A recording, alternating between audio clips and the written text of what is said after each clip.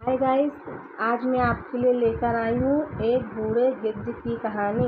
अगर आप मेरे चैनल पर नए हैं तो मेरे चैनल को लाइक कीजिए, शेयर कीजिए और सब्सक्राइब कीजिए।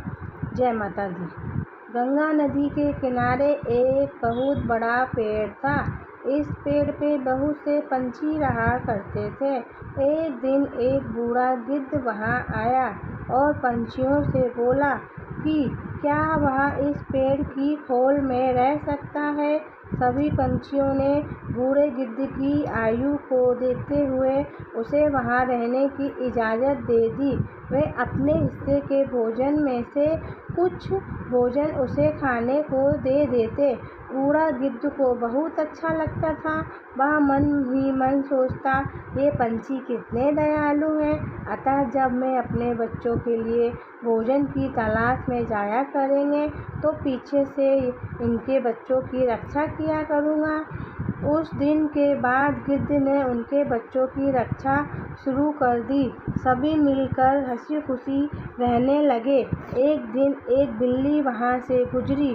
उसने उस पेड़ पर नन्हे पंछियों के चहचहाने की आवाज़ सुनी। उसने सोचा कि उसे यहाँ कुछ छोटा व ताज़ा पंछियों के बच्चे खाने को मिल सकते हैं। उसे देखकर पंछियों के नन्हे बच्चे डर के मारे जोर जोर से चिल्लाने लगे। गिद्ध चिल्लाया, कौन है? बिल्ली ने सोचा कि यहाँ थोड़ी युक्ति से काम लेना पड़ेगा। वह बोली, सुप्रभात श्रीमान, मैं बिल्ली हूँ। बूढ़ा गिद्ध बोला, यहाँ से चली जाओ वरना मैं तुम्हें खा जाऊँगा। बिल्ली बहुत चालाक थी। वह बोली, श्रीमान, मैं कुछ कहना चाहती हूँ, उसे सुन लें, फिर उसके बाद चाहे तो मुझे खा लेना। बिल्ली ने सोचा, क्यों ना उसकी बात सुन ली जाए। गिद्ध ने सोचा, क्यों ना उसकी बात सुन ली जाए।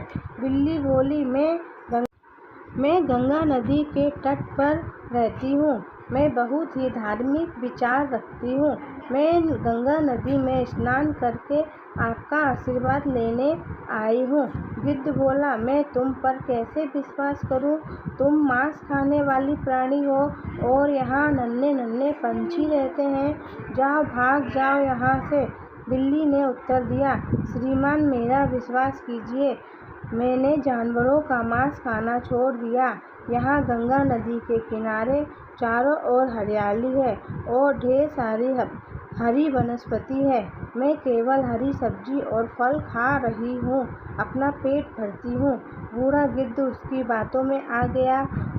उसने उस पर दया खाकर वहाँ रहने की इजाज़त दे दी।